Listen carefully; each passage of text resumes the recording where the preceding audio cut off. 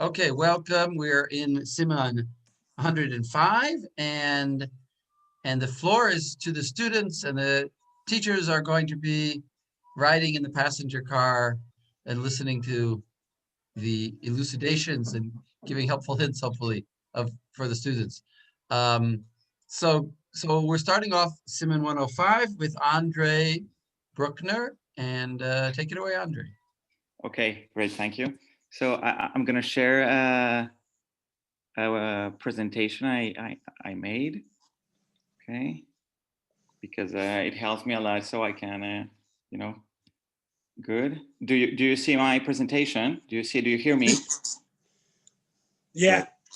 Okay, so we're going to do Kavush Kemevushal, and we're going to do just the two first Seifim. So let's just dig into the matter, and boom.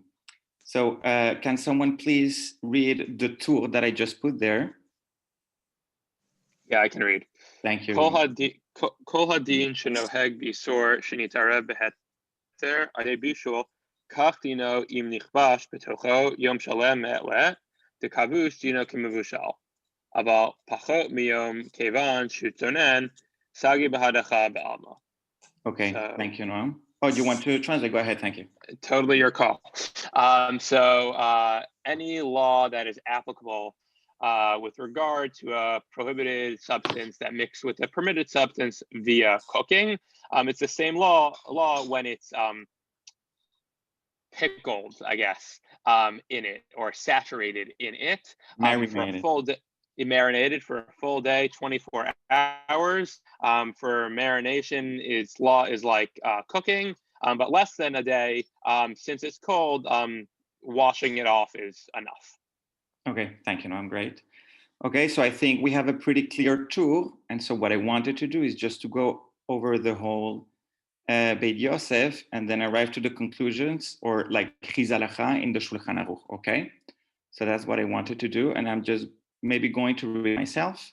Okay, so here we have the Dibura Matchil. He just quotes the first letter, the first sentence, and then the Vechule. And then he asks, okay, where does this law come from? Kavush kemevushal. And then if we go to Pesachim and in other places, as he says, we have this sentence that I put here with some colors. Do you also see my pointer, maybe my mouse? Yeah. Okay. And he says, Maliach reu keroteach, kavush reu kimvushal. Okay, so they're saying if it's salted, then it's like burning, or like roteach, how do you say, boiling? And if it's pickling or marinating, then it's like cooking. Okay, so this is in the Talmud, the source from which we take this rule. Okay, perfect, so pretty easy. And then we're gonna ask a more difficult question that he's trying to answer.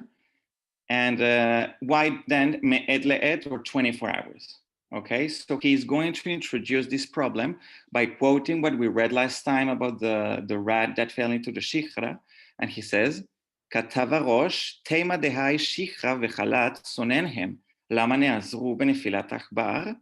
Okay, so he's asking, so why then do we have, are the shichra and the chala forbidden after the rat fell into it? Okay, even if they are cold. Okay, and so the answer that we know already, that I put it here, I just put a picture here of what we read last time. It's because it lasted there for 24 hours, and that's what we saw last time. Okay, but he continues, and then before we continue, I just wanted to remember what we read at the beginning of our learning, that when we were studying basar v'chalav, because that's going to be the principle that will lead this seif in the Shulchan Aruch and also for the tour, okay? And so in Pesachim 44b, the question that we were like attacking was, what is the chidush, what was the word we used to translate this? The anomaly, the novelty of basar v'chalav. And so the Gemara says very easily, it's because if separately you can eat them, but together you cannot eat them, asur. But then they say, no, that's not the novelty. The novelty is that if you taru leichule yoma bechalba sharei.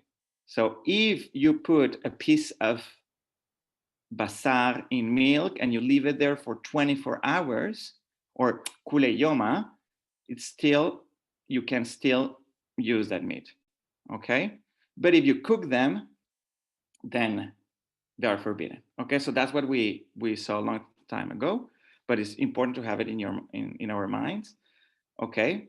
And then what the Beit Yosef does is that he takes the opinion of the Ritzbah, who was Rabbi Yitzchak ben Avraham of Sens in France, and he is going to use this Talmud we just read in Pesachim 44 about the Chidush of Basar v'Chalav, and he says the following, he just repeats the same, Deim shaha betocho yom shalem me'et le'et nikra kavush uvolea ufolet kimvushal וראיה מי דאמרינן בחול עם בשר וחלב חידוש הוא דאיתרו לכו ליומא בחלבה שערי ויבשי לאסור, okay?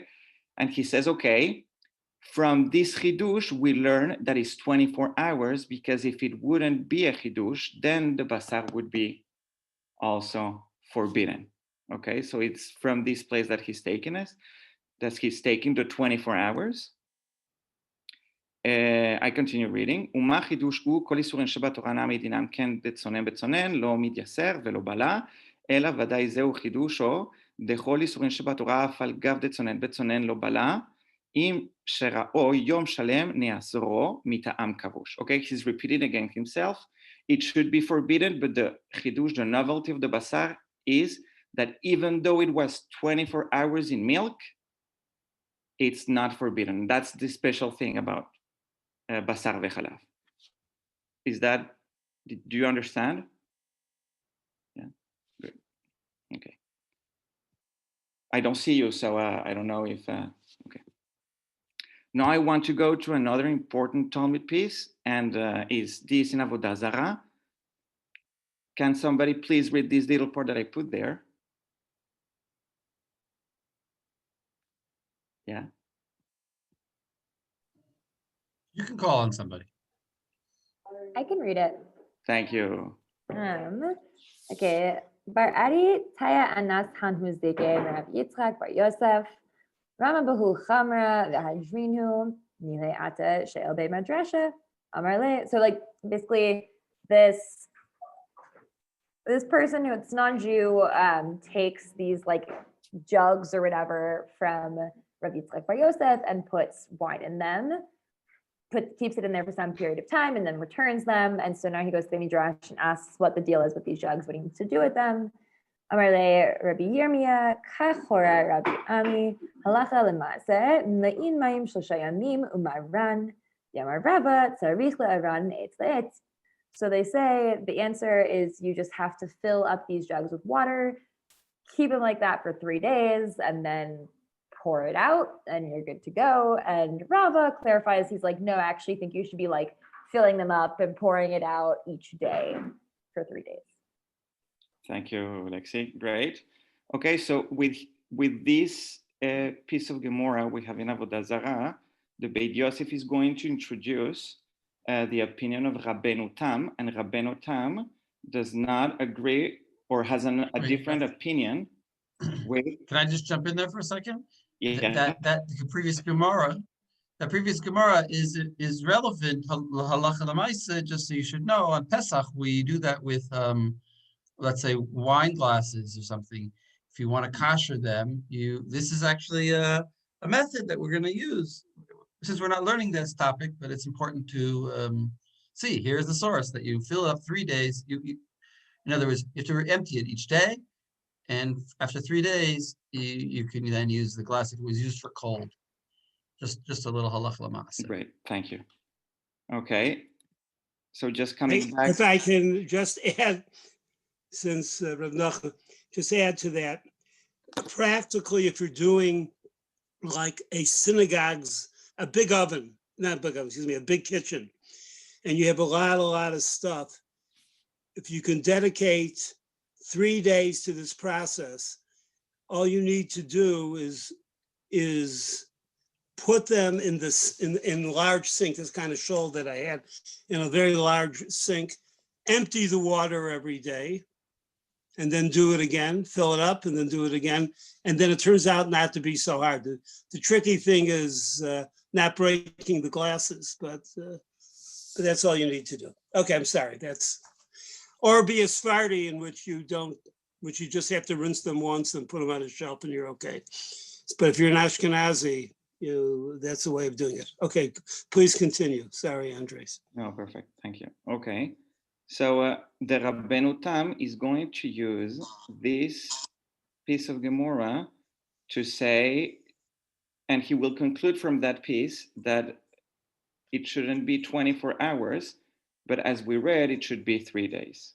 Okay, so I'm just going to go faster and read the conclusion of that part of the Beit Yosef, and he says, Kol davar isur alar shesha bechli heiter shlosha yamim asur.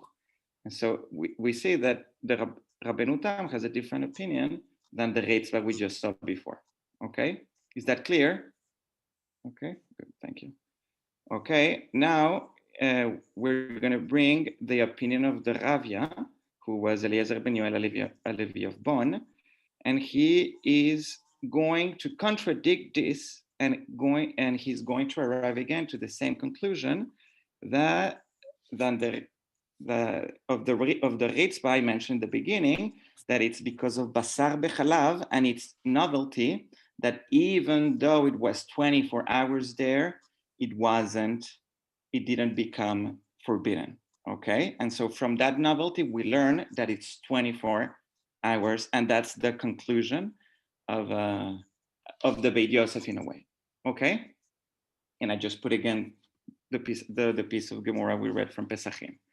Okay, great. Now the Beit Yosef is going to ask himself another question, and it's not going to be any more 24 hours, but should it not only apply to vinegar or to shichra, because those were the cases in which we saw that the rod was in them. And so I'm going to read, and he says, "V'chatav Mordechi od sham bechol makom piresh Rashi, kavush bechometz aval belo chometz eino kimvushai." So Rashi has the opinion that if it's not chometz, then there is no such a thing as kimvushal. Okay? ואי אפשר לומר קר, דתנן פרק זין דשביעית, ורד ישן שכבשו בשמן חדש חייב בביאור. And so now what is he doing? He's bringing a Mishnah that we have in Shvi'it, in which there is a rose that was like marinated, pickling in shemen chadash, and then they say that you have to burn it. Okay? And so if this is happening when it's concerning shemen chadash, then it means that it doesn't apply only to chometz. Okay? So that's important.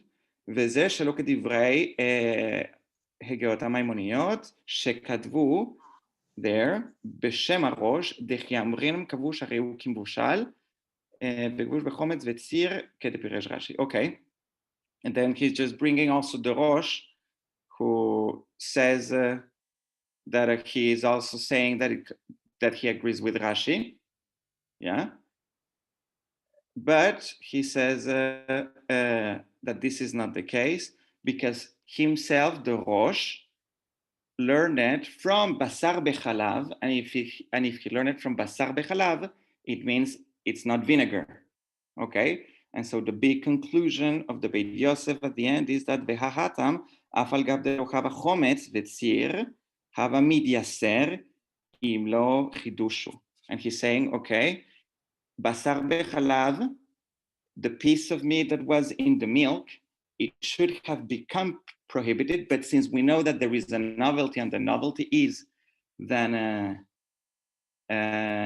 after 24 hours it didn't become forbidden, then we also learn from here that it applies to milk, and therefore Rashi is not, we don't follow Rashi, but we apply it to every single kind of liquid. Okay? Could you please review that again? Okay, so the question I'm trying to convey here, or the answer to the question I'm trying to convey here is, should it only apply to vinegar? That's the question. Because Rashi says it only applies to vinegar. And he brings two opinions that are against Rashi. He brings one that I put here. There is a Mishnah in Shvi'it, in which a rose is marinated in shemen chadash, in a new oil. And then they say that this rose has to be burned because it absorbs something. Okay? So, as he says here, Alma belo chometz u notentam kimvushal. Okay? And so here you learn that even if it's not pickling in vinegar, it's still absorbing from something else, okay? So this would be against the opinion of Rashi. Good. Then he brings another opinion, and he goes back again to the Rosh, who likes the principle of basar v'chalav, and if he uses basar v'chalav, he uses again chalav, the liquid, and not vinegar. Okay, so with that, he's also, how do you say, stira, he's contradicting Rashi, okay, who says it should only apply to chometz. Is that clear? Yeah. It's Okay. very helpful. Thank you. Okay, perfect. Okay. And now there is he brings a teshuvah for Shlomo ben Adret.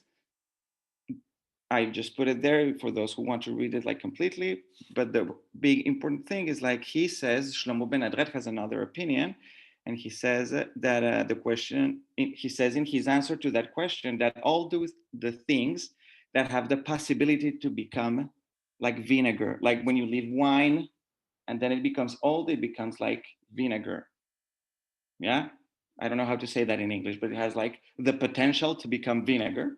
Yeah, and then he says, but he goes back again to the conclusion that the Rosh was right, and I'm just going to read the conclusion. ודברי הראש שכתב בשם רצבה נראה לי עניות דעתי דברים של טעם ועיקר וכך הם דברי רבנו. Okay, and he says that the Rosh is right, and that according to his humble opinion, those are like this should be the big conclusion, that it applies to all liquids and not only to chometz or things that have the potential to become vinegar. Is that good? Shkoyach. Good. Okay. Oh, sorry. This was false. I just wanted to bring this little part when in Pesachim, we read this also a long time ago in the beginning of our learning. I'm just going to read the first sentence. What happens when you have a mixture, tzonen letoch tzonen, it says madiach. And I just put again, because it's in the same part where it says that we have the rule about pickling. Maliach harehu keroteach, kavush harehu kimvushal. Okay, I just wanted to put that there. So we remember that in that case, the only thing we have to do is madiach, okay? To rinse it. Okay, so we just saw that it normally applies to all liquids, but then it seems that brine and vinegar have a special position, like they have a special, and we saw last time that because they have a very strong flavor, so maybe there is something important about them. Okay, so I'm going to read. Kavush betzir katav harosh besof perek 25 דשיעורו, הווי כאילו נתנו על האור כדי שירתיע ויתחיל לבשל. אם נכבש בתוך הציר, כשיעור זה נאסר, כל מה שבתוך הציר ובפחות משיעור זה לא נאסר, אלא כדי קליפה, כדין מלח רוקרותך. Okay? And so now he's going to say that indeed vinegar and brine are special in the way that when you have something soaking in them or marinating or pickling, whatever, you don't need 24 hours, but you need this amount of time that he says, and it is, I don't know how to translate this. Can someone help me? It's like you put it on the fire until it's boiling, and then it begins cooking. Okay, so that would be the amount of time he's saying. Okay, so that seems to be less than 24 hours. Okay, and then, yeah, good.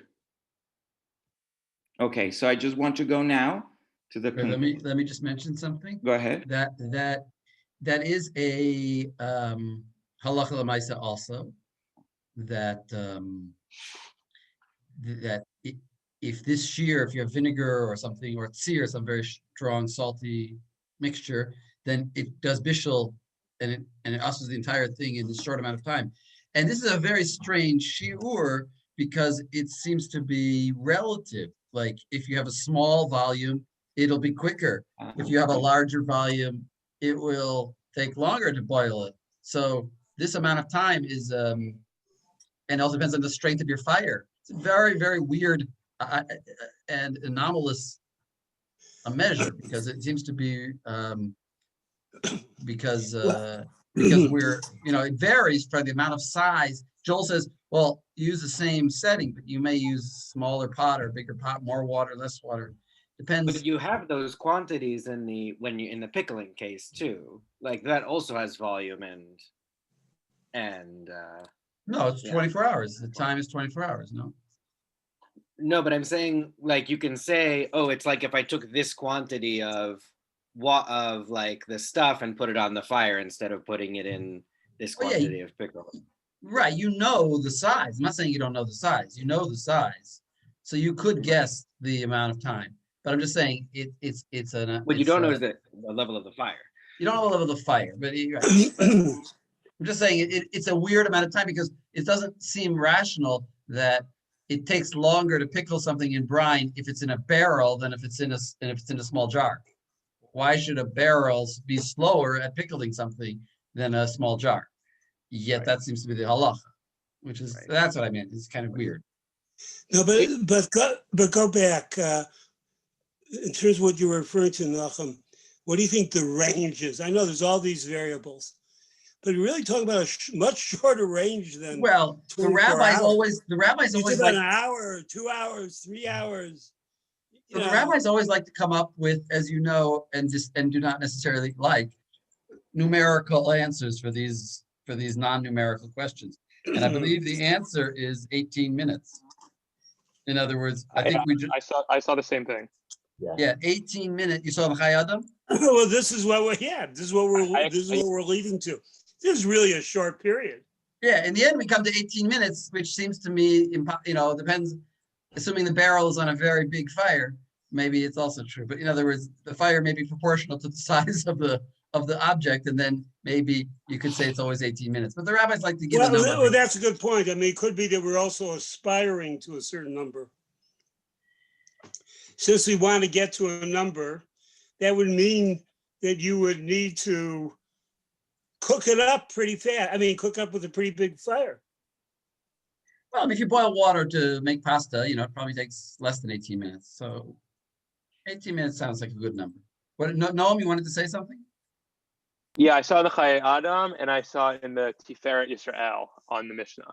Yeah, that says 18 minutes. 18 minutes. Excellent. Okay. Nice I think they got to this later. Okay, so now coming back to everything that the Beit Yosef said, now we're going to read the Shulchan Aruch and see like how he combined everything. So he says, Isur she nishera im heiter, and now he doesn't say chometz or anything because we saw that it applies to anything. Yeah, me'ed le'ed, and this is 24 hours and not, as Rabbeinu explained, 23 days because of the wine that was taken by the certain Arab, as in the Gemara in Avodah Zarah, Bitzonen. Mikri kavush ve'rei u kim vushal ve'ne'esar kulo. Okay, this is also, the kulo is also important because Rashba, when you read the teshuvah that he was asked, he says that mefafeh, that it spreads everywhere, so it's kulo. Okay, And then he says, אבל פחות מכאן בעד החסגה. And we saw in Pesachim 76 that if it wasn't there for 24 hours, the only thing you need to do if it was cold, it was a cold mixture, is you just need to rinse it. Okay? That's it. I'm not going to read the Rama, but maybe I will, okay? וכל מקום דאמרינם כבוש כמבושל, אפילו מה שחוץ לגביסה אסור, על ידי הכבישה שלמטה מפעפע למעלה, כמו בבישול, ויש מכלי במה שבחוץ, וספק כבוש אסור, מלבד בבשר עם חלב, דאזלינן לכולה, דמן התורה אינו אסור, רק בבישול ממש. Okay, so he's again taking that the Rashba, because the Rashba believes kulo, the whole thing is asur, but here Rashi is saying that some people say, no, not the whole thing, it's forbidden. And then he brings again the chidush of basar vechalav that we saw, that after 24 hours, it's not forbidden because the Torah is explicit when she says that it's only when they're cooked together. Andres, did you do the Rabbeinu Yerucham on the case of basar v'chalav? Are you going to do that? I didn't. Okay. Should we? Go ahead. No, I think it's worth, and this is, you can see this in the Berek Habayit and the Beit Yosef, that right when we say that it's basar v'chalav, right, is not a sur, it's not a sur b'hana'ah, he says, right? You still couldn't eat this meat that sat for 24 hours in this milk, right? That's so I want to just make sure we touch that point. And also, I mean, you can see from the words of the Ramah here that there does seem to be an Isser D'Rabbanan, at least, of eating it. Now, as he says that it's not Asr min Torah. Implication, it is Asr D'Rabbanan. Okay, great, important, yeah. So that's interesting. So that we're going to say that the milk cooking in meat, or meat cooking in milk, in a 24-hour pickling process is going to be Asr D'Rabbanan, at least. And that would explain why it's not Asr B'Hana'ah. Okay, great. Okay, now we continue with Yosef Karo, and Yosef Karo says what we saw about the special cases of chometz and of vinegar and brine. ואם הוא כבוש בתור ציר ובתוך חומץ, אם שהה כדי שיתננו על האור וירתיע ויתחיל להתבשל, הרי הוא כמבושל. And this is what we just said, that the Rosh explained. ובפחות משיעור זה לא נאסר אלא כדי קליפה. And then he says, okay, and we saw that this was only forbidden, but כדי קליפה, only the external, how do you say that, crust? I don't know. Yeah, the external facade, I don't know how to say that. Slice. Yeah, surface, maybe. Okay. And so we saw that how he Layer, thank I you. think. Thank you. How he combined all what he said in the Beit Yosef. Okay. So this is for the first seif. And now Let me just say one more thing. You read it in Hebrew, but the Ramah said that the part that's sticking out of the pot is not, what did he say? It is considered bishul, just like regular bishul. You wouldn't say that part of the, let's say a pickle is sticking out of the barrel. It's also considered as if it's been cooked in that vinegar, in that brine, even though it's sticking out. Yeah, because it spreads everywhere. Okay, great. Okay, so somebody has questions or anything? No? Good. Okay. So now let's go to number 2. Maybe someone wants to read the tour. Josh. Wait, I have a question. What about what's the status of the pot? In other words, I leave in a pot food that's not kosher for 24 hours. What does this pot get pickled?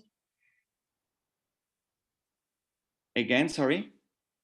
Well, for example, I have whiskey barrels, or I have wine barrels. Does the barrel become non-kosher from the wine that's in it? But that's the Gemara that we saw.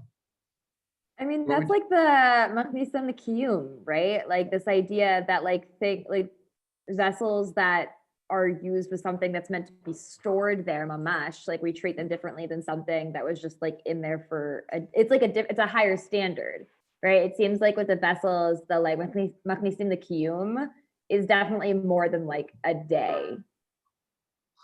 But that seems to be what like we do for vessels, not this like eights the eights. So what do you, so what, I don't understand what you're saying. I don't understand what you're saying.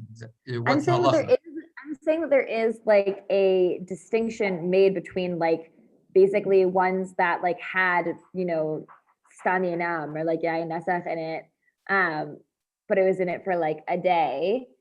From there's different gemaras that are basically like, yeah, I can pretty much pour it out and kind of like wash it, and it's like pretty fine.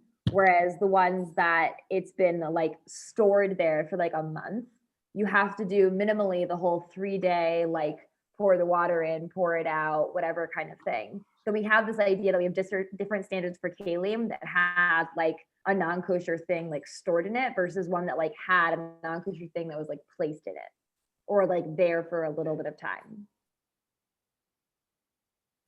Well, I know okay. one of the Gemaras, and I can't remember off the top of my head, I can look it up, like makes that distinction between, yeah.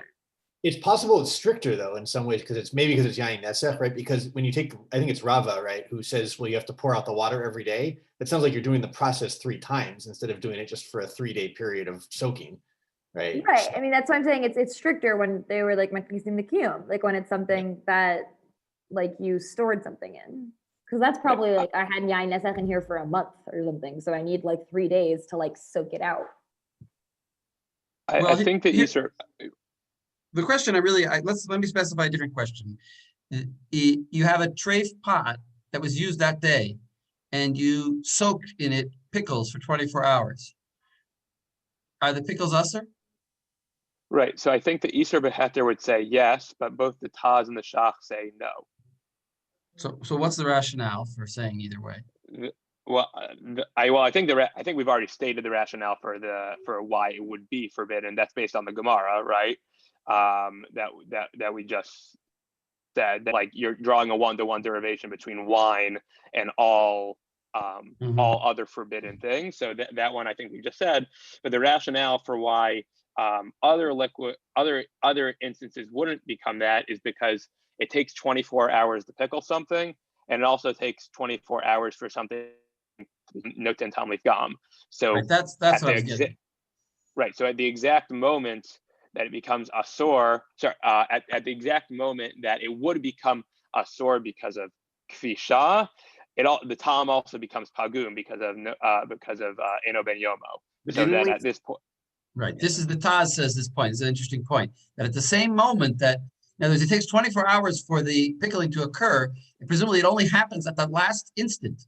And at that last instant, that last 24th hour is when the pot actually became kosher b'diavad because it's became pagum. But and according to Rashi, actually the pot became pagum even earlier.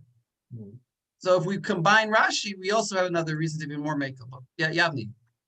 Maybe it was a different opinion, but didn't we say that it only becomes pagum if it's not interacting with other fruit in the meantime? Which if it's storing the wine, then it would be.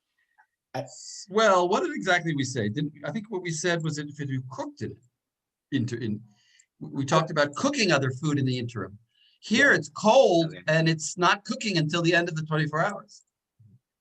I believe 2 things, Rav Nachum, if I could, and Andres, is one, I think, if I remember correctly, that's a machloket too, about if you cook something in the interim, if it brings the flavor back out.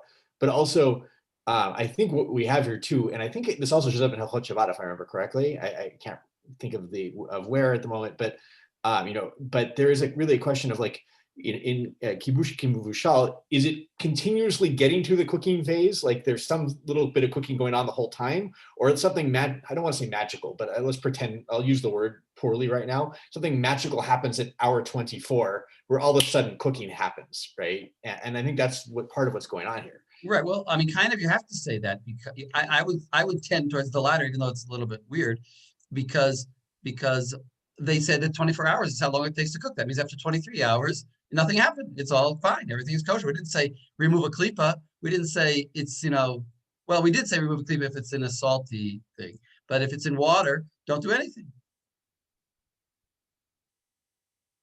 So it does seem to be that at the last moment is when it's called cooking. And at that Well, moment, it's all, what you're saying is 100% correct, but take out the word magical. It's not legal. The status doesn't change, you know? right. You get up to a certain point. I think this is exactly the case. It feels funny and it's delightful and it's like, you know, interesting. It's not like nothing happened. Many things happened, but it doesn't count. Right. You have you can even have the chuppah, but since we put an emphasis on the ring, if the ring is not placed on the finger, then, you know, there's no marriage.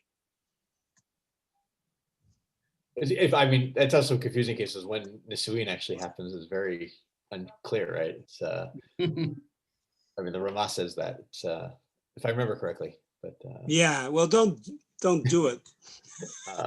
but fair enough. Can I bring up one more point? Is that okay? If that's Yeah.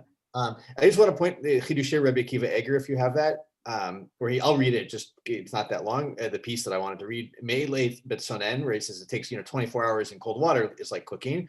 He says, Wait, which number? Which number? I says Aleph. For mine are unnumbered, and mine it just says Seif Aleph, and it's Me'eleit Betsonen is the Dibur Amatrio. Yeah, Me'eleit Betsonen. Yeah, okay. Where he says Beotan Mayim. Aval im shafchan toch meit le'ed v'shafach l'tocho mayim acherim lo mikre kibush.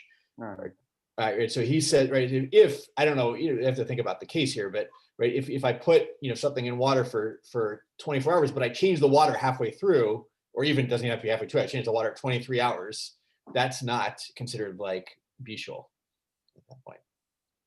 Right. I didn't look to see if anybody else, what if people respond to that at all, but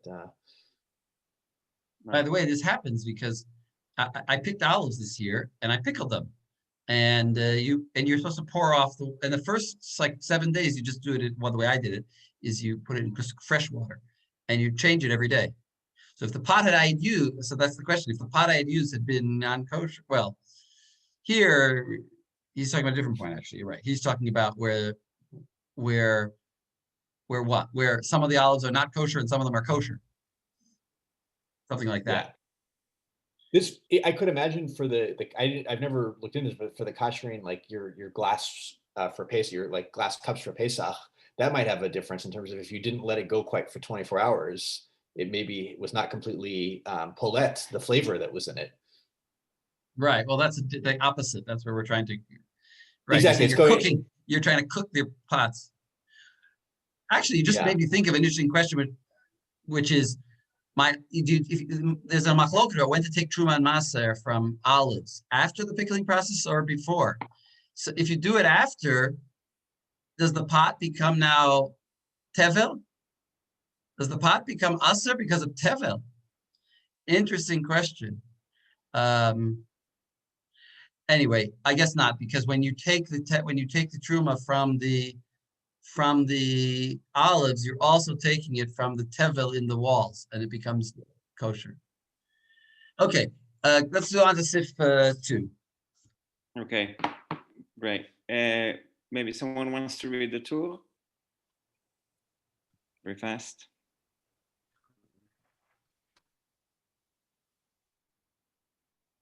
ואם הוא חם שהיד נכווית בו, אז אוסר כמו מבושל.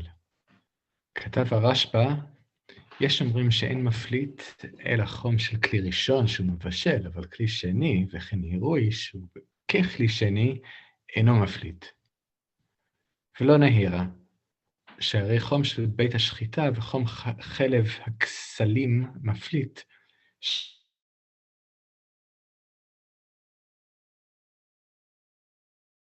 צודדת בו עד כאן. Do you want to translate this? Okay, I can translate. Don't worry. Yeah. No, so the Beit Yosef is going to focus in the first sentence. I put in like orange here. ואם הוא חם שהיד נכווית בו, אז אוסר כמו מבושל. Yeah, but I struggle a little bit to understand here the whole thing. And so the Rashba says that now we're going to speak about Kli Sheni and Kli Rishon and Kli Sheni. And it seems that Kli Sheni no maflit doesn't absorb, doesn't, how do you say maflit? Exude? I don't know. Sounds good. Okay, good, thank you. Because there are two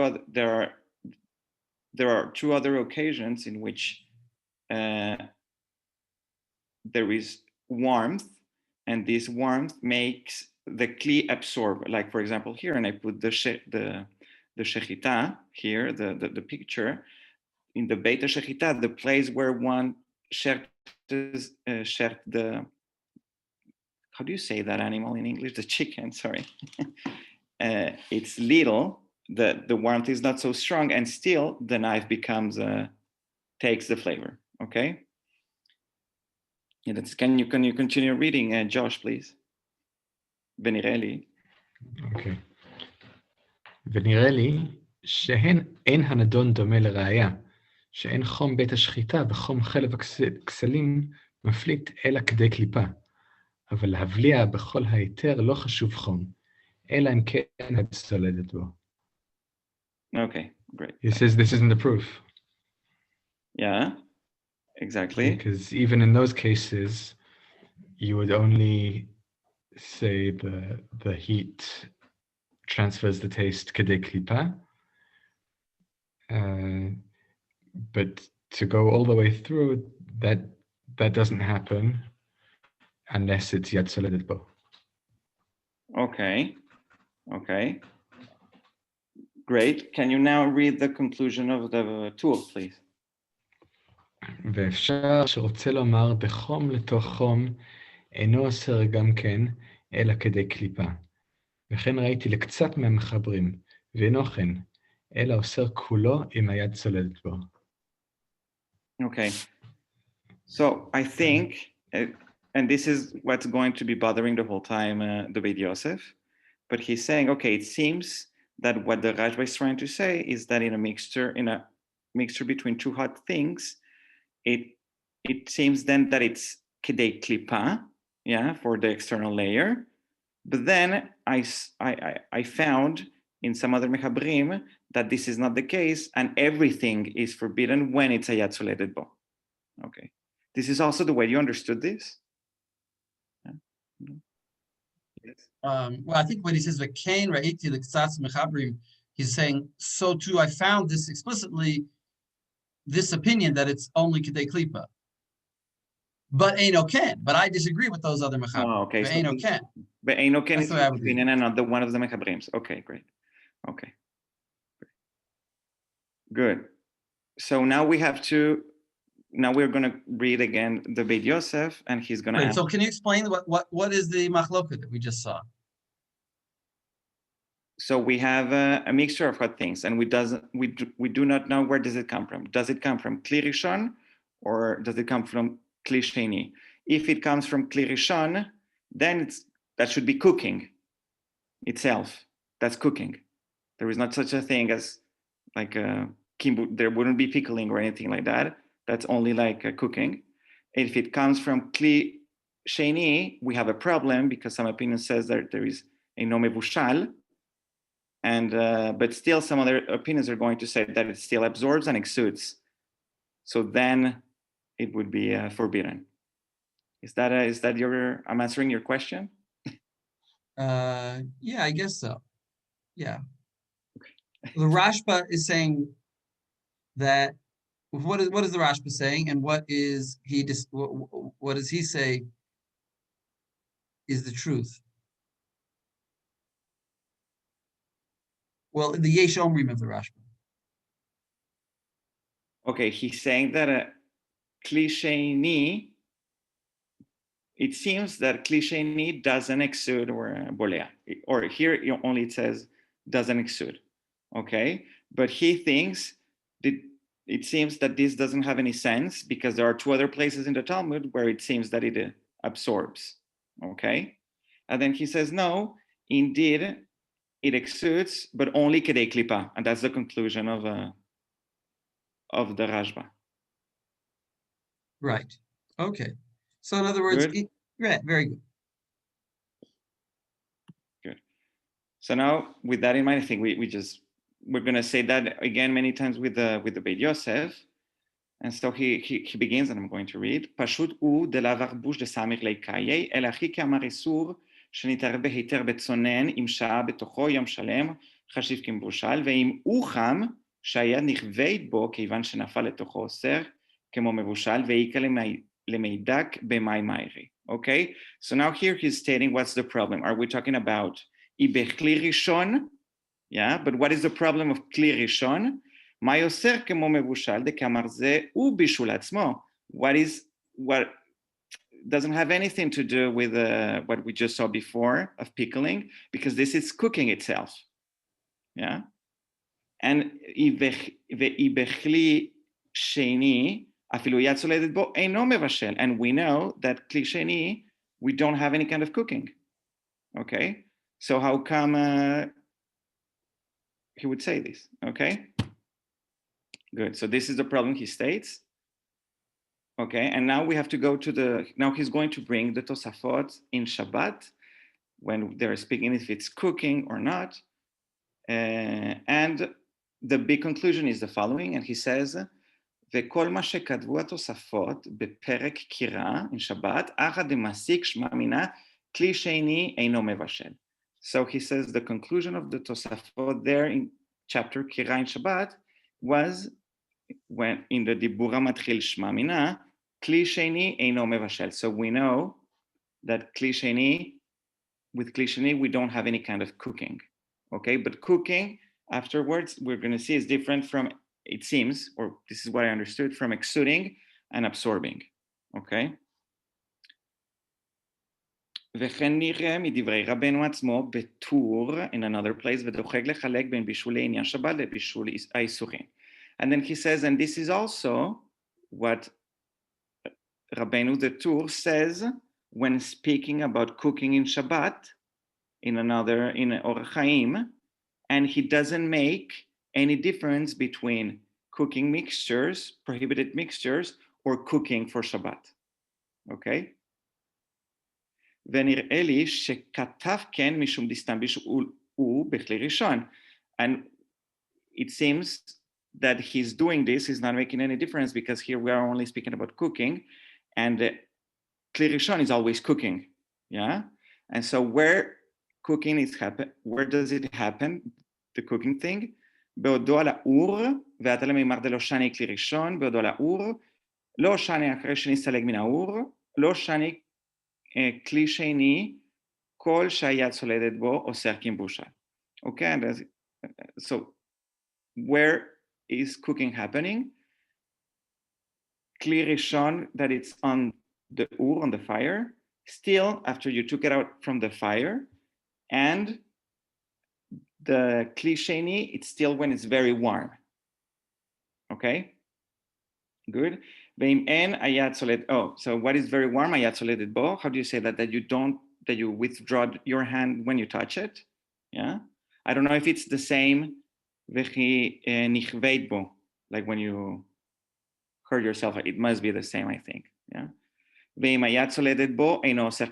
if it's not ayat soledet bo, if you don't withdraw your hand, then you do not consider it like cooking.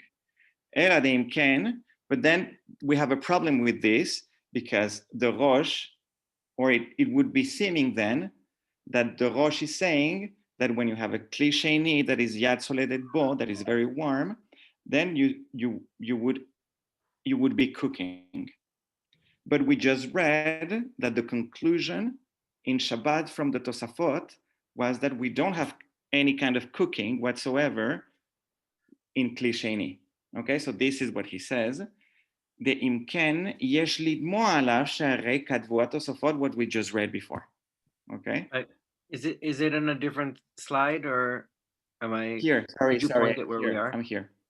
Oh, sorry. Yeah, here. The imken yesh lidmo alav she'arei kadvu atosafot beperek kira, and this is what the conclusion called kli sheni eino mevushal, eini mevushal. Okay.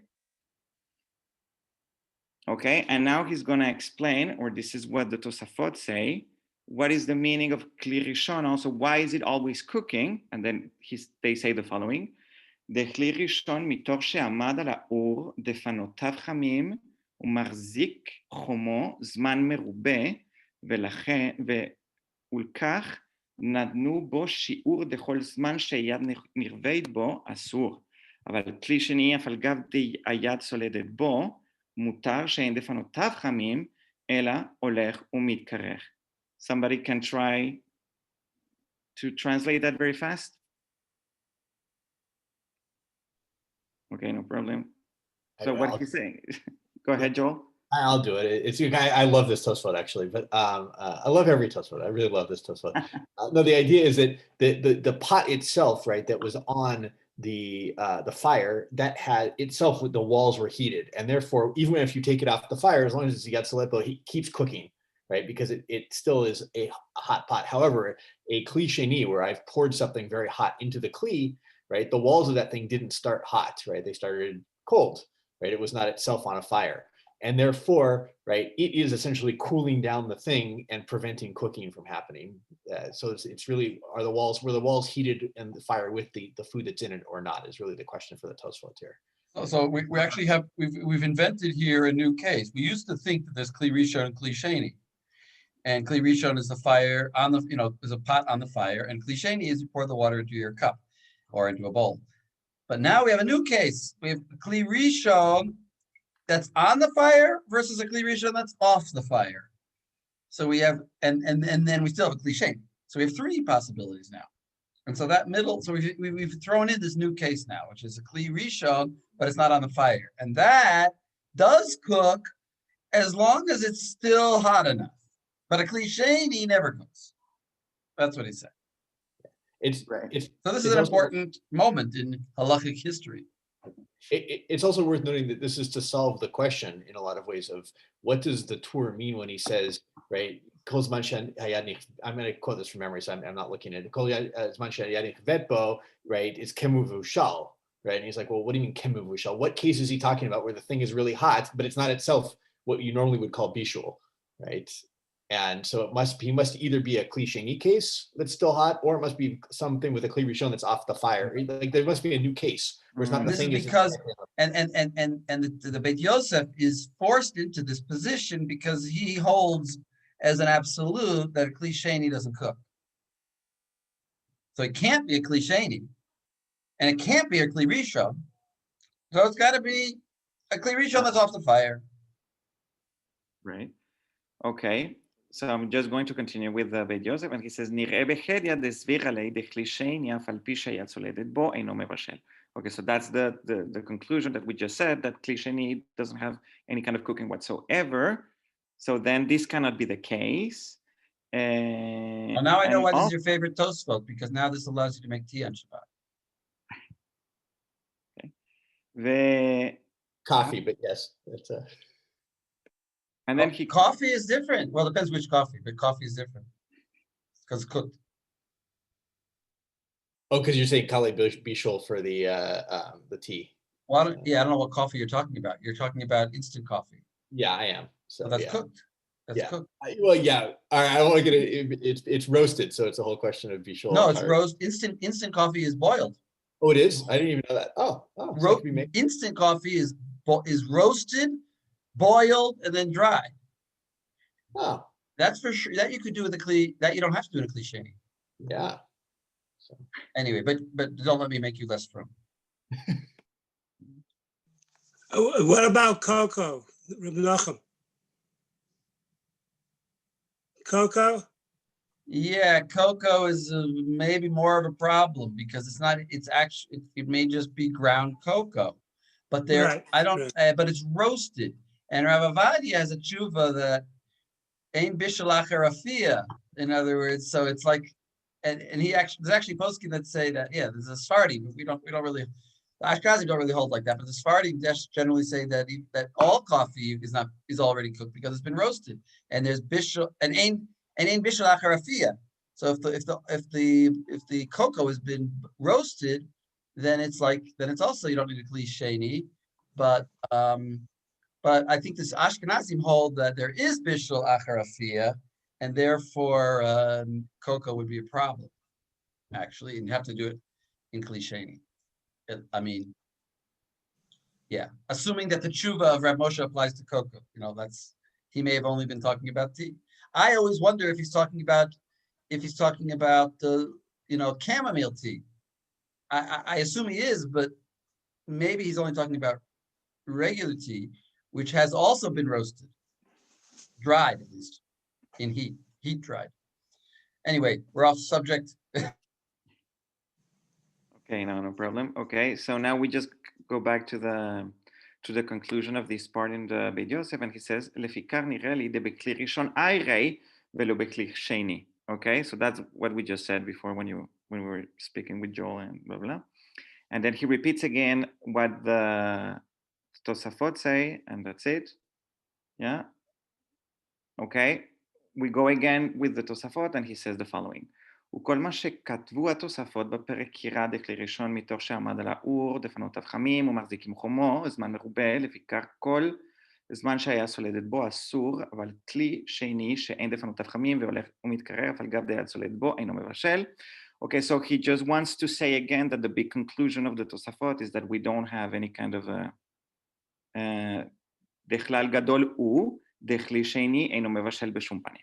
Okay, it doesn't exist cooking in kli sheni. Okay, so this is the big conclusion for the Beit Yosef. Okay, that was connected to his conclusion before that he must be talking about kli rishon. Okay, now we continue, but like Tosafot versus the Tur, and he says the following: the imlov achi, the imlav ken.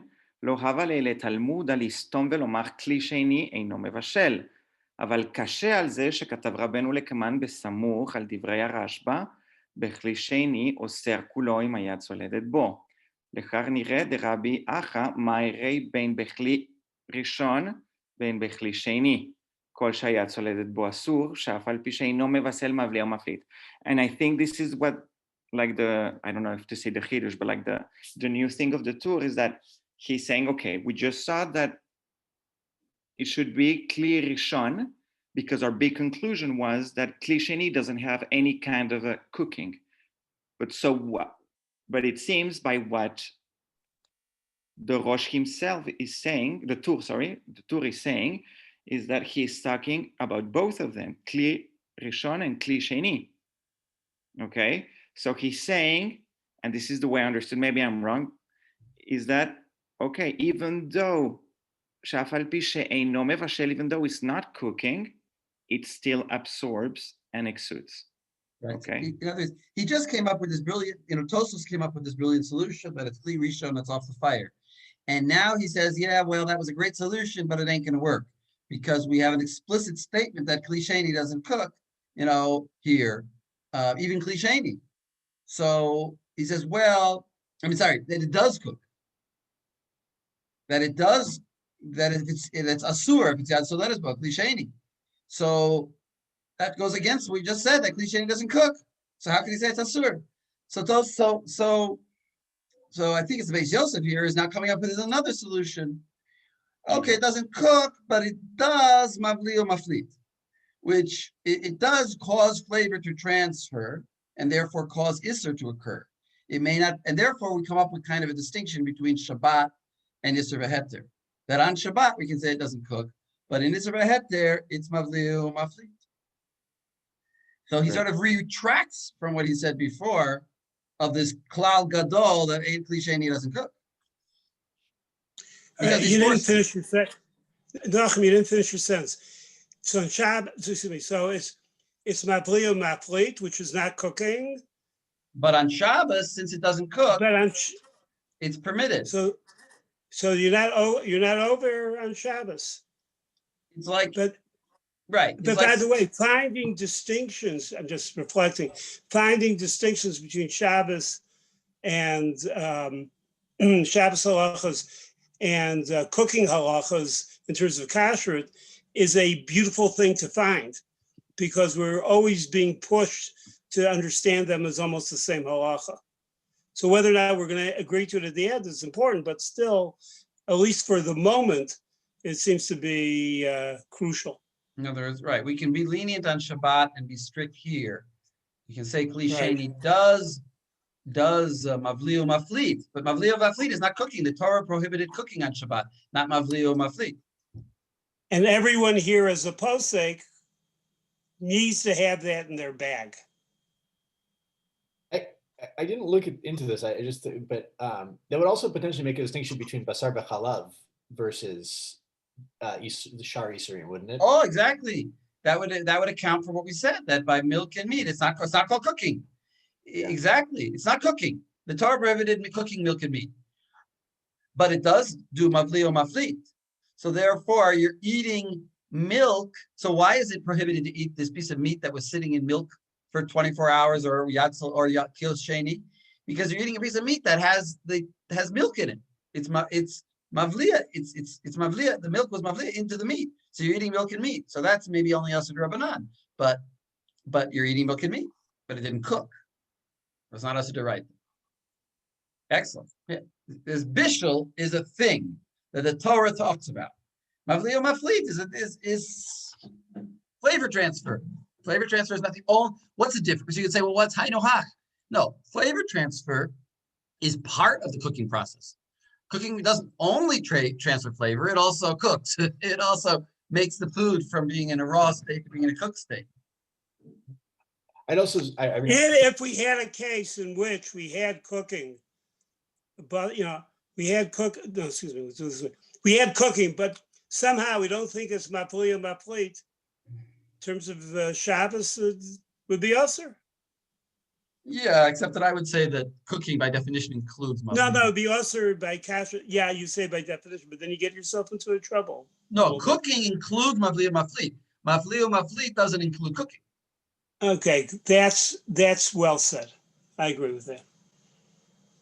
I wish to take a break here. Listen, I'm enjoying learning this in a very slow and thorough way. It's a mechaye, so we'll keep doing that in 5 minutes. So break. Thank you. Andres, are we done? Start.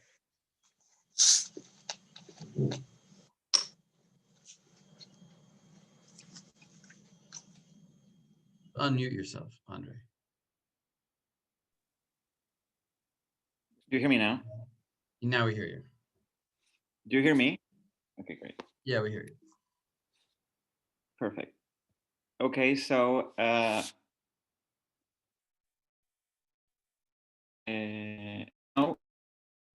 we saw was mentioned Rashba, that the conclusion of the Rashba was that it was kedekli. That's what it is. Yeah. And he said, this seems to be what the Rashba is saying, that if cham letocham is asur kedei klipa. Okay, so this is what he saw. And now we're going to treat that, that we're going to deal with that, okay?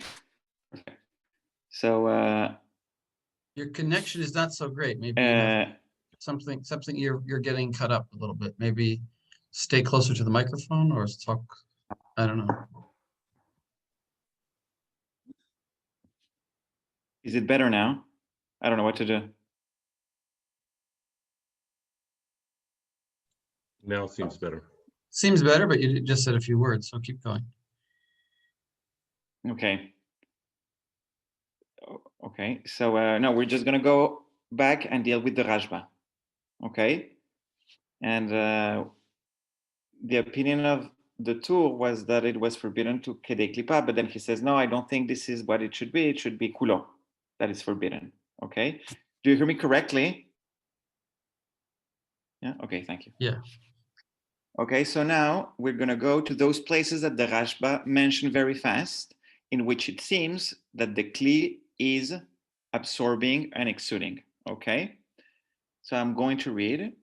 יש מן החכמים הראשונים שאמרו שאין ראוי להפליט ולהבליע, אלא כלי ראשון דכלי שני אינו מבשל וכן עירוי דכלי ראשון, וכל שאינו מבשל אינו מפליט ומבליע, אם כן היתר שנפל לתור איסור שבכל שני אינו בולע ובהדחה בעל מסע גילי. Okay, this is what we just read before, yeah?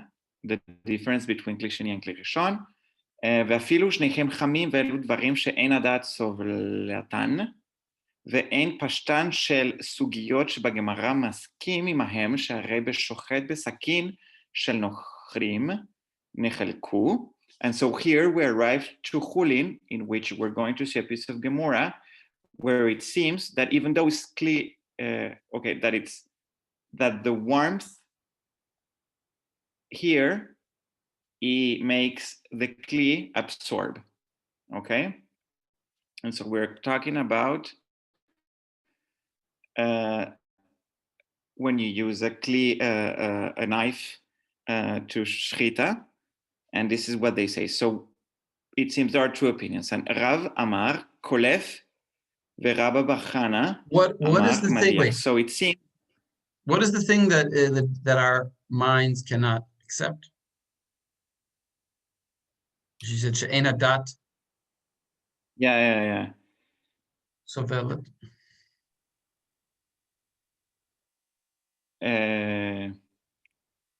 Cham letocham, I don't know. Yeah, but that must be it, no? Cham letocham. Yeah. Yeah. It's that two hot things, that one is usher, one is not usher, that and one falls on, and the isser one falls on the heter one, that you're going to say that it doesn't do anything, that it doesn't forbid it. That's impossible to say such a thing. Obviously, it's going to usher it to some extent. Great. And so now we go to this part when they use this knife of non-Jews, and we have two opinions. So Rav, who says that you have to take so kedei klipa, he says kolef, veRabba bar Chana, who says no, you just need to rinse it. Okay. Then he continues, and the Beit Yosef continues, and he says ve'amrinan de'ta'ama deRav mishum dekesavar beit hashechita roteach. Okay, now he's saying that the place where you are shechting the animal is roteach, and he continues afterwards the Beit Yosef, and he says vechen. I understood this as lelina harina here lamed lamed aleph. אמרינן דכל בית השחיטה רותח ובוודאי חום בית השחיטה מועט מחום שבכלי שני ואפילו הכי מבליע. Okay, so with this I think he's proving the conclusion he just gave for the Rosh by inventing that category, that even though it's not mevashel, is mavliya ve'maflit. Okay, and he's learning it from this part of the shchita knife of non-Jews. People understood that? Okay, great. So I'm just going now to the conclusion of the Shulchan Aruch. I know in the Beit Yosef there is another case in which they are speaking about two pieces that you put one over the other, and the flanks of the fat are touching the other, and then they say also kolef. So it seems that even though there is no warmth or sufficient warmth, there is kind of absorption, but I didn't put it here. I forgot to introduce it. So just let's go to the Shulchan Aruch. חום של כלי ראשון שהיד סולדת בו, מבשל ואוסר כולו. So this is pretty obvious, I think. Yeah? Because we know that חום של כלי ראשון is בישול עצמו. But this is talking about, אבל חום של כלי שני, I think this is talking about a Go ahead. kli rishon that is off the fire, even. yeah. So it's not 100% obvious. Okay. Okay. That you just took outside of the fire. Okay. אבל חום של כלי שני אינו מבשל, and this is the תוספות that we know that it doesn't cook. ויש אומרים שגם כן אינו מפליט ואינו מבליע, and this is an opinion that we saw, yeah, from the תוספות, I think also, yeah. But then we just saw also with the Rashba that brought these two cases of that we just saw, one of the shchita knife, that ויש אומרים דמכל מקום הוא מפליט ומבליע ואוסר כדי קליפה. Okay, and that was the Rashba. Yeah, and then he says וראוי לחוש ולהיזהר בדבר לכתחילה, אבל בדיעבד מותר בלא קליפה ובהדחה בעל מסגה. Okay, and then he goes to say, okay, and people should be aware of this, but if they made a mistake or whatever, then rinsing it should be enough. b'diavad. Okay. So in other words, all that he said, his teruts, when he said, yeah, but it is mavli or mavlit, that was only according to the Rashba. And he's saying that b'diavad, we don't have to paskin like the Rashba. And we can paskin straight, halacha, that kli sheni is not mavashel, and zo. And only it's the Rashba who holds that it's also mavli or mafli, and that we should pass that lechatchila. But how do you understand b'diavad in this case? Do you understand it as all right? You did it, and now you can cook it, eat it without rinsing, or is the b'diavad that you forgot to take the klipa, and you're in the clear? Do you understand the distinction between the question I'm asking? Yeah, I think it must be the second case, because otherwise it's hard to come up. In other words, he must be saying, and I thank you very much for that distinction. In other words, it must be the case that if it fell in and you took it out and it was kli sheni that yatz let it go, then it's mafli or mafli. You have to take off a klipa.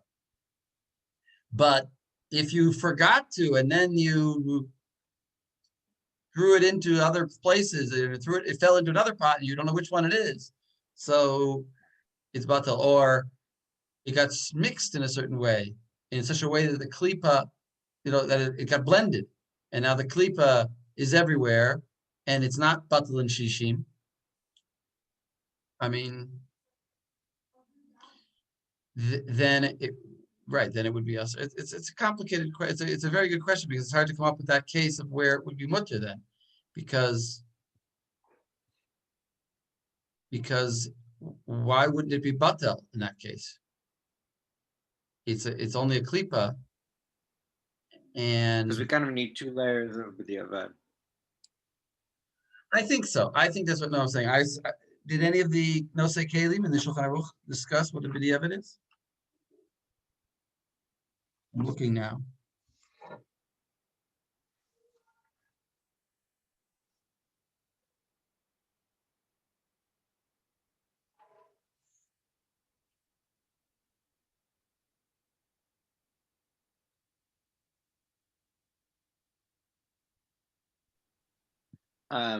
Does the addition of the uba hadachaba al masage to the mutar b'lo klipa, does that mean that like even b'diavad, like if you didn't rinse it off, and then you like chopped it into a salad, then you're asur? Like what is that?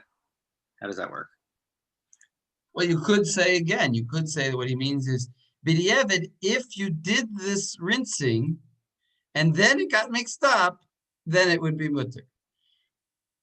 That you could say. But if you didn't do the rinsing, then it's really asur, or? Yeah. Well, it's got what's the case? It fell into hot blood. Your meat fell into hot blood. You have to do some rinsing. It's got hot blood on it. Yeah. I'm just giving a random case of hot blood, any kind of issue. But it's a good question. What exactly is that b'diavad?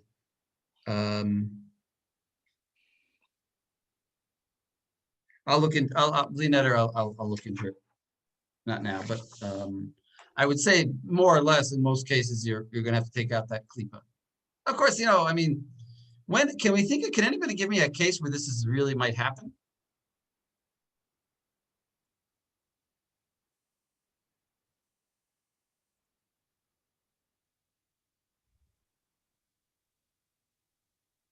You can imagine happening with a kli, right? Where you put something hot into, an Easter kli that's been used in the last 24 hours. Something.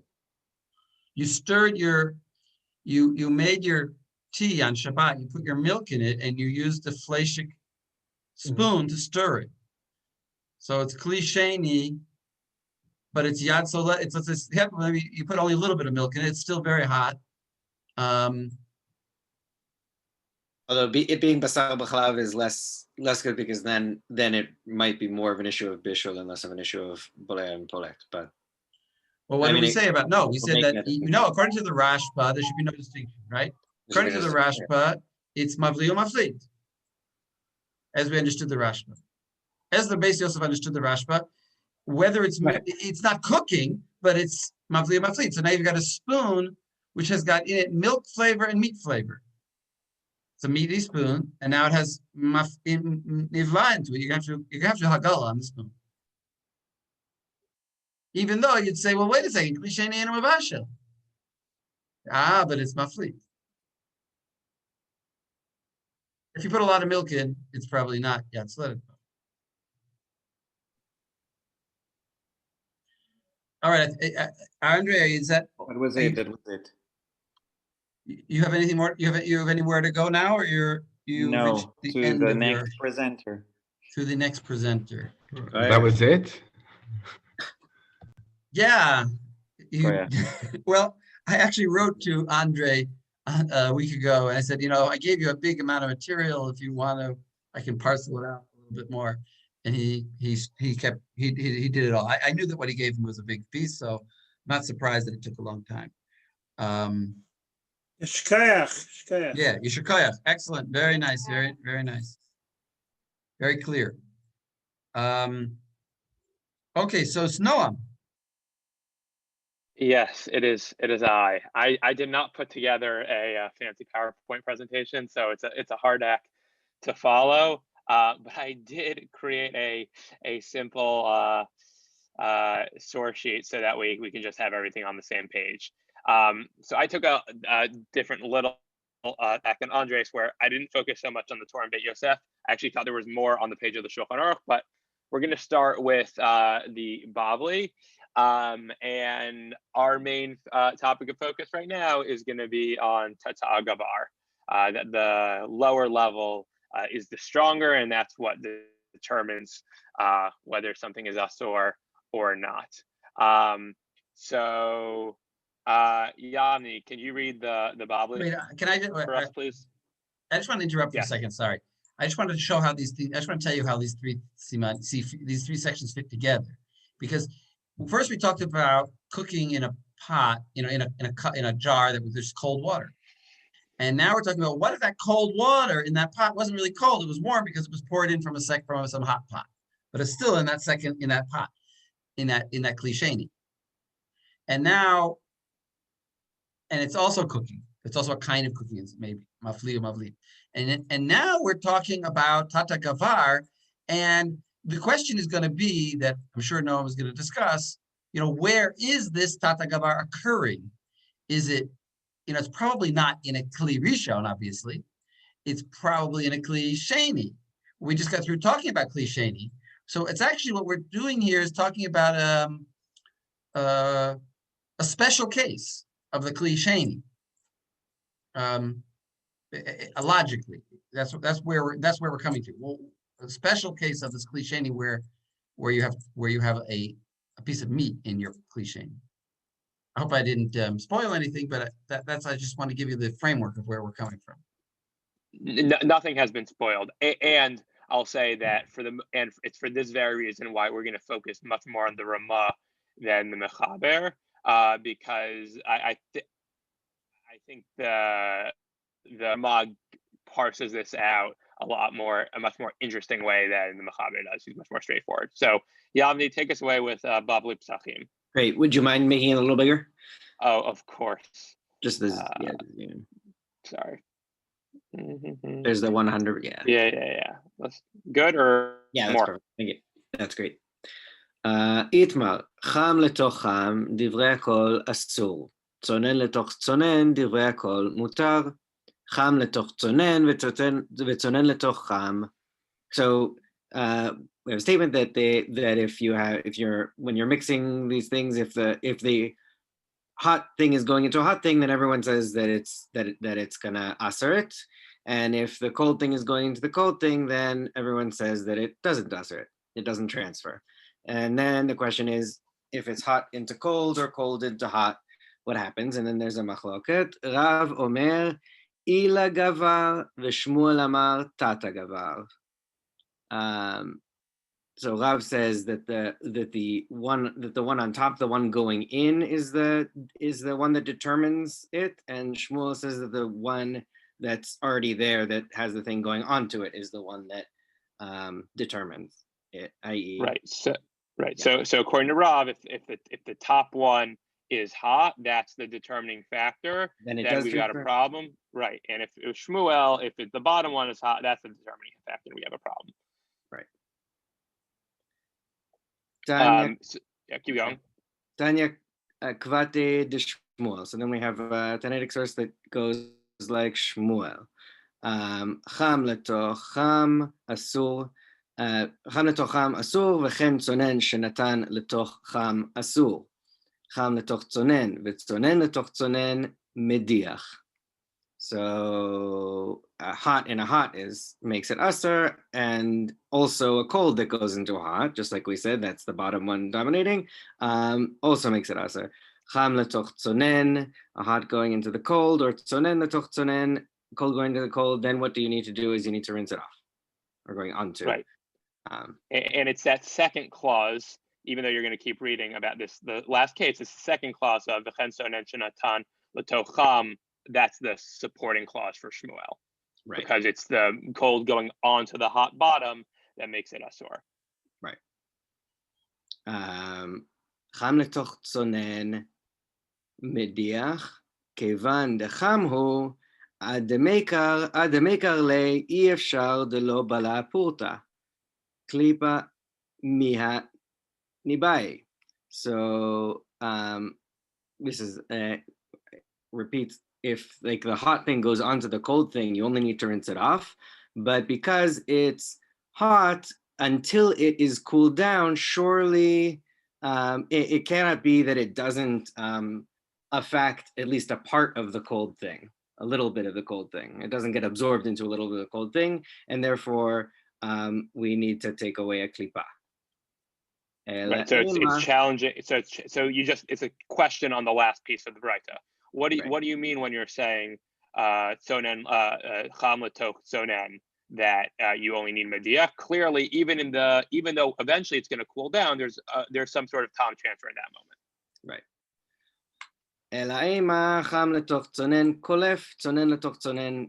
So we're actually saying indeed we want to change what the Baraita says and say that if it's a hot thing onto a cold thing, then you need to peel it, and peel a layer off, and if it's a cold thing into a cold thing, then you only need to rinse it. Great, thanks, Yavne. Thanks for reading. So from this source in Psachim, we sort of get the building blocks of Tata Agavar versus Ila Agavar. And of course, if we look at Rashi right here, Ushmuel Amar Tata Agavar, V'afagav dehilchata kerav b'isurei, Beha hilchata kishmuel deha tanya tarte matnidin kavadi lekaman. So Rashi is helpfully pointing out for us that, generally when there's a machloka between Rav and Shmuel in Isurim, Isur Beheter, we say that the halakha is like Rav. But here is an exception because the Gemara quotes two Braitot in support of Shmuel. Yavni just read one of the Braitot. I bring the other one. And basically all the poskim agree with Rashi's take on this case, and we set the halacha like Shmuel, that Tata Gavar. So we're operating on multiple planes right here. So of course, cold. So basically, just the outline: cold on cold. Obviously, you just need hadacha. Hot on hot, obviously, is totally forbidden. Sonen letoch cham letoch sonen, according to the conclusion of the Gemara, is a klipa, and sonen letoch cham would be asur. And sort of all this gets codified in the Shulchan Aruch. I know I skipped the Torah in the Beit Yosef, but I don't think it adds so much to our conversation. We're going to see a lot of those earlier opinions through the lens of the Shach and the Taz. Anywhere where the Shulchan Aruch says nafal isur cham letoch heter cham dekli rishon, o afilu isur sonen letoch heter cham hakol asur d'ta'a gavar al halyon umechamamo ad shemafli b'tachton ve'in sarich lomar deheter sonen letoch isur cham shakol asur. So he sort of, in a succinct way, puts together what we just learned from the Gemara, that if a hot isur falls into a hot heter in a kli rishon, it's like it's a kli rishon, meaning it's forbidden, or even if a cold forbidden thing falls into a hot permitted thing, because of the principle of Tata Gavar, it's forbidden. And what we're saying is that the heat from the heter will heat up the cold isur on top and sort of make that bottom heter absorb the isur and thus make it forbidden. And of course, the Shulchan Aruch says you don't need to say that when the hot isur is on the bottom, of course, we're dealing with an asur case. And finally, aval im ha'elyon cham ha'tachton sonen eno ser ela kedei klipa va'afilu im ha'elyon hacham isur. However, when it's the elyon that is cham and the tachton is sonen, it's only you only need to take a klipa, and that's even if the top thing that is hot is forbidden. So clearly in Shmuel's camp right now, of course he doesn't say the case of when it's like a cold on top of a cold. The assumption is there it's really easy. Everyone says it's you just need hadacha and then you're good to go. So does anybody have any questions about this so far? Because we're sort of going to leave the mechaber and focus the rest of our time on the Ramah. Okay. So Josh, would you mind reading the Ramah for us? כן. וכל זה מיירי, אלא... לא מיירי. לא מיירי, אלא בחום כלי ראשון. כגון מיד שהסירו מן האש מניחו עם ההיתר. אבל אם כבר מונח בכלי שני ואחר כך מניח ההיתר אצלו או עליו, אינו אסר כלל. דכלי שני אינו אוסר כמו שנתבאר. ואם מניחה זה אצל זה, אם שניהם חמים מחום כלי ראשון, הכל אסור, ואם האחד צונן, ההיתר צריך קליפה במקום שנגע. Feel free to translate.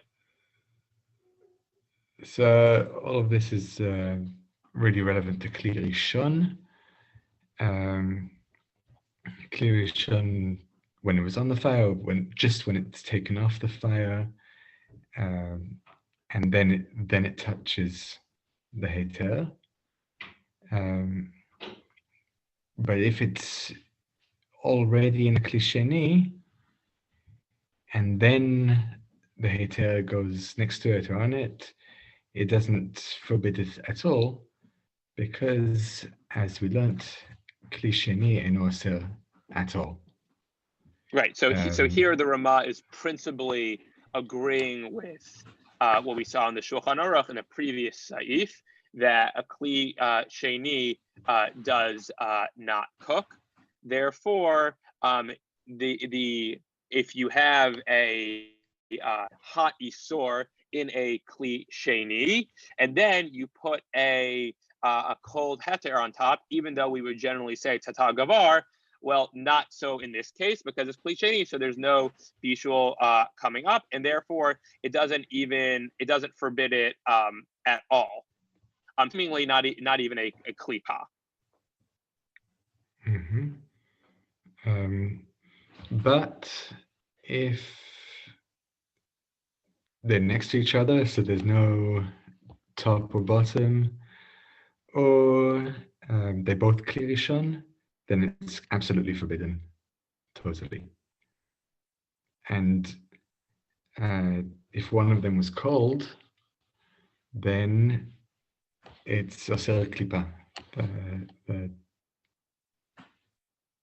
Wherever it touches, you have to cut off a klipa.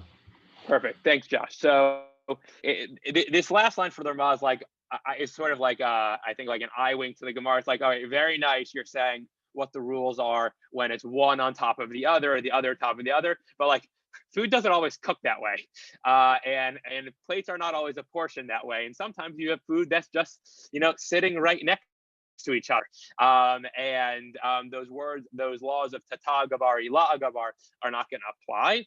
So first thing the Ramah says is, well, if we're still in a kli, if we're in a deal, first on a kli sheni, this wouldn't matter at all because we know that kli sheni doesn't cook. But in a kli rishon, what happens if they're side by side? Well, if both pieces of food, both the isur and the heter, are hot, then we're dealing with sort of a normal case, and they're both forbidden. But if one of them, and notice here he does not specify whether the one is the forbidden one or the one is the forbidden one is cold, then the heter needs a klipa in the case that they touched. So the Shach over here in Seif Katan Tet sort of complicates the picture that the Ramah lays out in this last line. It's actually chet. This is At least by chet? me. Okay. I think it's chet. All right, so it's chet. Though he quotes Marshall a lot, so now I have to open my book to check. If I quoted it wrong, that's my fault, obviously.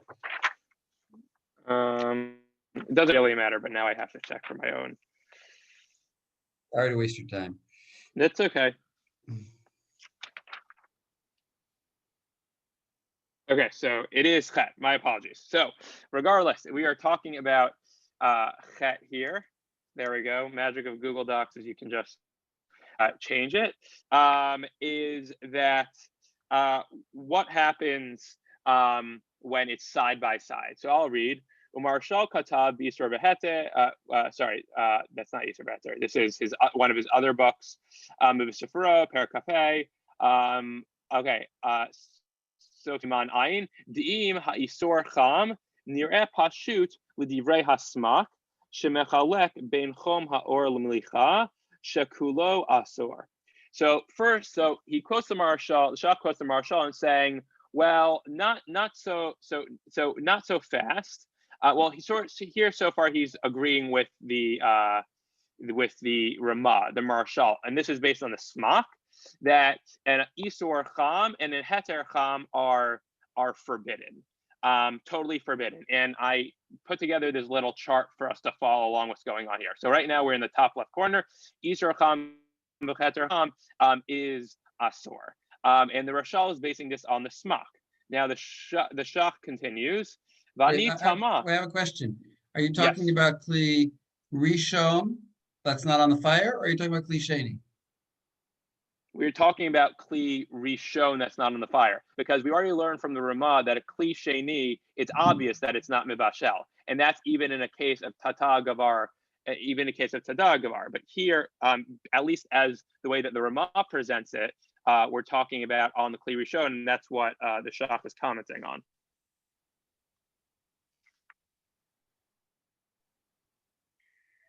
Okay, I mean, I'm not sure, but okay. Continue. All right, well, okay. If you're not sure and we're talking about Kli Sheni, please say so, because I wouldn't want to lead people astray. Yeah, well, we'll see. Go on a little bit further and we'll see. So that's the opinion of Marshall based on the Smak, and the Shach's going to write now. V'anita hama darei hasmak katav b'sof devarav v'zel lashana b'perak dam chatat amrinan chaticha b'chaticha rakik b'rakik yiklop emekamo tema demasha amar mecham letocham demitaser chulei v'shema yesh lomar hatam gabecha mayre ze al gabe ze ve'hatam gabe rakik mayre b'ze b'sa ze ad kan lashono. So the Shach says, wait a minute, I don't quite understand Marshal's opinion, because if we actually take a look at the Smak, it's saying something. Okay, wait a second. You were right, it is Ted.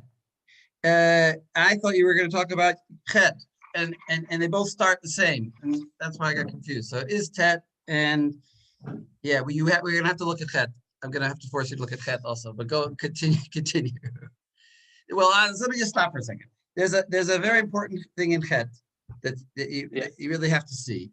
I'll just read you one line. In Chet, we're going to get down to Chet. Oh, you're going to get the Chet. Oh, okay. Yeah, I did it in the right order because I just wanted to knock this 1 point off. I just didn't remember that. Sorry. I'm just ruining everything. No, you're not. You're helping. So the Shach says, hold on, wait a minute. I don't quite understand the opinion of the Marshal, because if you look at the Smak directly,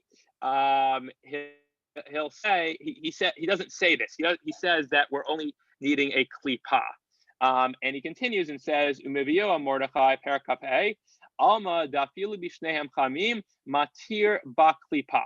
So that's in this bottom left corner. So the Shach actually rules against the Ramah here and says if it's two hot side-by-side things, seemingly even in a kli rishon that's been taken off the fire, you only need a klipa. And I think it's because it's taken off the fire. And then he says, so this chart sort of summarizes all of the various opinions. The Ramah is the one that we saw in the obviously Ramah. Isur Cham, the Heter, Kar, these again is the side-by-side case. You need a klipa of the Heter, and then the same rule applies for the Isur Kar, the Heter Cham. But when they're both Cham, you need Asur. The Marshal differentiates only in the case of Isur Cham, the Heter Cham, the Heter Kar. Since the thing that is hot is the Isur, then it needs to be totally forbidden. And then the Shach disagrees with the Ramah in the case of the Isur Cham, the Heter Cham, where it's a klipa. And if we go down to the later Achronim, the Chokhmat Adam basically totally defends the opinion of the Ramah and says, "V'i munachim ze etzel ze afilu shnehem chamim ein echad gover al chavero v'lachen yesh mekelin desagi klipa." So that's the opinion of the Shach. V'afilu b'shemen. Aval lo kai milan, but we don't accept that. Hachi el hachi. Oh, this should be Ella. Ella degam bazeh kulo asor. So he totally defends the opinion of the Ramah, even though he does mention the Shach briefly. And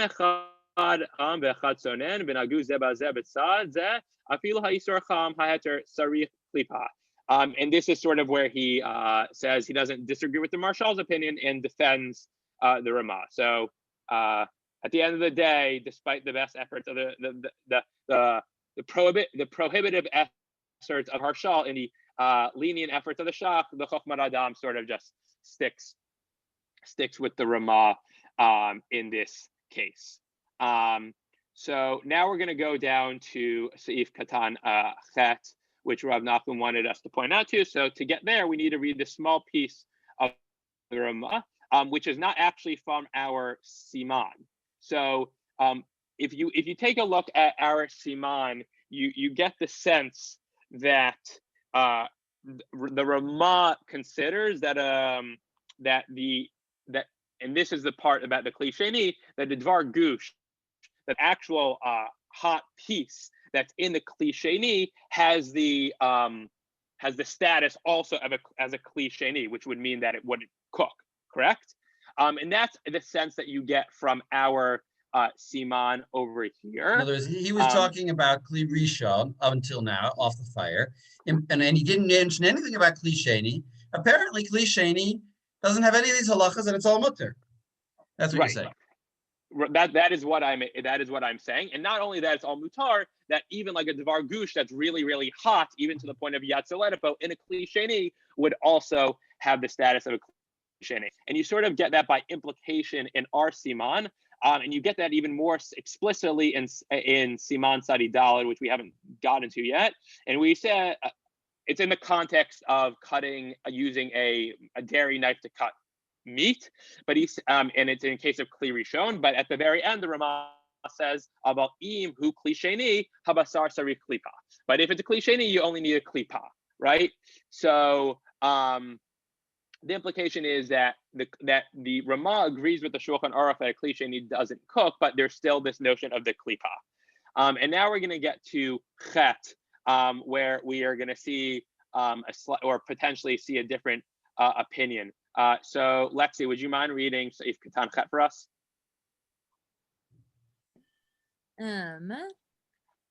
Wait, sorry. Seif Katan Chet, just the Shach here? Yes. Okay. That Marshal, yeah, I don't know. Anyone know the name of this? No clue. Cool.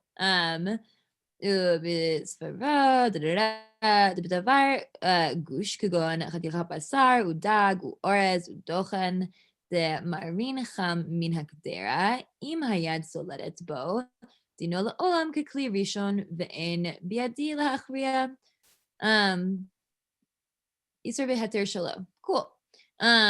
So with like something that's like a chunk of something, like a piece of meat or a fish, or I guess it's also sees like rice and millet as the same sort of thing, that we like pour them out like hot from the Gedera. Like if it's so hot that like I would, flinch backwards, then it's considered like a Kli Rishon. And like I can't like protest this. I can't like decide against this, I guess. Yeah, he's very, very flippant because he presents the opinion of the Marshal, who disagrees with the Ramah and says that a gush is considered a Kli Rishon and not a Kli Sheni. And he says, I can't really decide, but here's a proof for Marshal. Right. Cool. רק נראה לי, כיוון דתוספות פרקירה כתבו התם לחלק בין כלי ראשון לכלי שני, דכלי ראשון כיוון שעמד על האור, דופנותיו חמין ומחזיק חומו זמן מרובה. אם כן, נראה הכל תלוי בדפנות. אם כן, דבר גוש, נמי, כיוון דמקרה יבש, לא שייך בו דפנות. So he like cites the Tosfot and how when they're like distinguishing between a Kli Rishon and Kli Sheni, they think the distinction is about like how the walls of something like hold heat. And so if these like pieces of things don't have walls, seemingly that rule wouldn't apply to them. So they wouldn't be within the category of Kli Rishon. וכך כתוב איסור והתר, קודד, בדבר יבש, ליקה דפנות המקרבות, ומבשל לעולם כל זמן שהיד סולדת. Fine, so if something that's like a dry entity, it doesn't have like these walls. Right. So, but it's interesting that he takes the Tosafot as saying, since it doesn't have walls, it's like a Kli Rishon. I would have thought he would have meant the opposite. I would have thought it'd be the opposite way. Totally. But he doesn't say that because I think without the walls, even though you don't have that constant heating, I think he doesn't say this, but I think it's also you don't have the constant cooling of like extra surface area. That actually like the initial way I read the first statements we just did is like, right, that is just about like, is the heat remaining in these walls? And so if there aren't walls, then we say it doesn't have that status of this like retention of heat, and so isn't Kli Rishon. But he's like, no, actually the reason they're mentioning walls is because like walls usually will like cool things down that are within them, and so if it doesn't have that, then it'll stay really hot.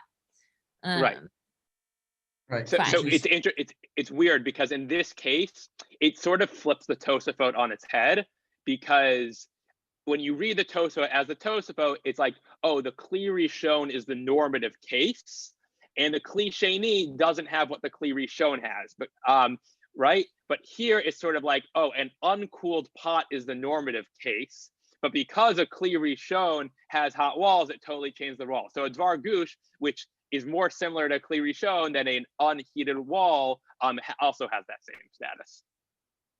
Right. Okay. The wall needs to cool it off. It wasn't the way we thought about it, right? But that is what it comes out according to Tosfos. You pour your hot water into your Kli Sheni and it cools off because of its contact with the walls. Here, there are no walls to have contact with. Doesn't cool off. Okay. Exactly right. Want me to finish? Yes, please. Okay. Mihu vaday ba'orez v'dochen im hu tzalul v'nishpach ke'en rotev yired yesh lismoch ad divrei harav v'chein mashma be'isur b'heter sham d'dafka b'dvar yavish lo shayach Kli Sheni v'ulai gam maharshal lo ka'amar ela ba'orez v'dochen she'enam tzulim v'chein mashma b'dvarav sham ayin sham. Right, so that like we can maybe make this distinction though between like a piece of meat and like this kind of slew of like mushy rice that's coming out, that like depending on what the consistency is of like my rice or millet, that it may or may not be considered this like davar yavesh that can like remain a Kli Rishon. If it's more like rotev like, then it's not a Kli Rishon. Right. So he sort of the Shach sort of saves the Ramah at the end and says, generally don't go with the Ramah, but in like liquid foods or liquidy foods. In these cases, we can say that they have the status of a kli sheni. I think the shach is absolutely hilarious because he like clearly doesn't want to go against the Ramah here, which is weird because he's fine possibly to go against him in other places. So like in some places he's like, oh, I don't want to decide, but I want to go with the Marshal. So I'm going to give an example, but maybe the Marshal agrees with the Ramah. So that's sort of where we end up here. And I also brought this Taz from that other Siman from Sadi Daled, which says, Lefia nireh lenu dayati, yesh lahachmir b'makom sheducha de sakina, aval be'en ducha de sakina kahi de techav kaf shezachar rashal bazeh yesh lakel kedat harama.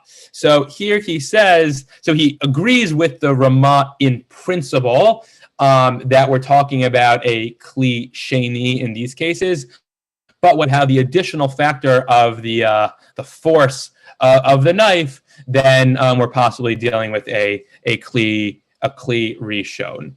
Rav Nachum, is that what you wanted us to cover in Saif Katan Chet? Yeah, I'm just unclear exactly about how you think he's paskening in the end. Is he paskening that a davar gush in a kli sheni who is going to be also kedei klipa? Yes, that is, I believe, how the Shach paskins. Right. Okay, that's what I understood also. And we didn't check in the Chai Adam how he. I only checked on that one thing. So I think that this is also a source, even though we did say there's some distinctions by Shabbos and by cooking here, for like putting pepper on a hot steak, on Shabbos, that maybe it's a davar gush and it cooks your pepper when it hits it. Rav Moshe has a tshuva, I can't remember where it is, about ketchup on a hot piece of chicken or a hot piece of meat on Shabbat. I mean, he rules in the end that because the ketchup was already cooked, and maybe for liquids where it's like really just, it's a chumrah that we don't need to worry about here, it's not okay. But he does entertain the idea that davar gush would cook something that fell on it on Shabbat. Right. So pepper is raw. Pepper is raw, and it could be, in other words, what I wanted you to see is that there's this added thing, even though a kli sheni doesn't cook, and we're only talking about a kli rishon with tata gavar, the Marshal brings in Shach Paskins, as far as I can tell, that there is a case of in a kli sheni, a davar gush, having the laws of tata gavar. That's what I wanted you to see. Of course, the thing that bothers me still is, so what's the case? That's not a davar gush. I mean, a liquid, and then on top of it falls something, and then you take a klipa. Well, that's what they said, like rice or like something that's like it acts like it fills the volume as opposed to. You have forbidden rice. You have some kind of forbidden rice, Chinese with pork in it. I don't know, and then what? Oh, I see. You have some kind of forbidden rice, and then a piece of meat falls into your hot rice. Ground meat. No, a piece of solid meat now falls into your hot rice. So now you have to take a klipa, because remember, it has to be solid, because you're going to take it. Well, you don't have to, in that case, it'll be also entirely. If it's right off the fire in kli rishon, right? And tata gavar. What did we say? What was the halach in the end? Well, that's why he gives the case of the rice and not, I think, pure liquid, because once it's liquid, I think you already know it's a klipa, right? Because then it's just a normal case of cooking, as it were, but you don't cook it.